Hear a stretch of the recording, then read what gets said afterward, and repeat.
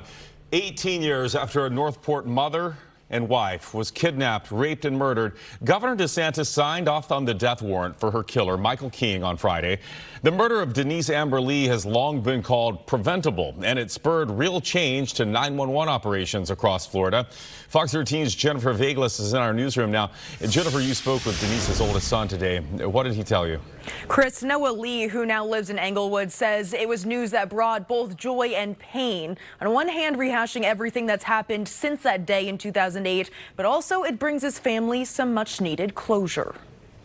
It makes every good thing that happens, like all these milestones, just a little bit harder than it should be. 20-year-old Noah Lee doesn't remember much about his mom. What he can recollect, the moments she couldn't be there for. Like when I played football, I look out in the stands, I see my dad, I don't see my mom. In January 2008, Noah was just 2 years old when his mom, 21-year-old Denise Amber Lee, was abducted from their Northport home in Sarasota County by Michael King, an unemployed plumber. Multiple calls were made to 911, including by Denise herself on King's phone, and by another woman who saw them on the road and heard Denise's screams and hand banging on the window from the back seat of King's car. But her call was routed to Charlotte County's 911 dispatch and was written down on paper. King was later found guilty by a jury of kidnapping, raping, and murdering her, and was sentenced to death in 2009. Denise left behind Noah,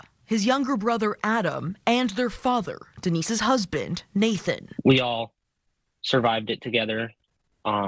We all pushed through, and we all miss her. Friday was news the family prayed for. A death warrant for King, signed off by Governor DeSantis, setting his execution date on March 17th by lethal injection. It's a sad topic, but I think that was great news for everyone in my family. It's a little bit of closure and a reminder how far they've come. Not long after Denise was killed, Nathan established the Denise Amber Lee Foundation to help agencies across the nation better their 911 protocol. We have our own conferences now.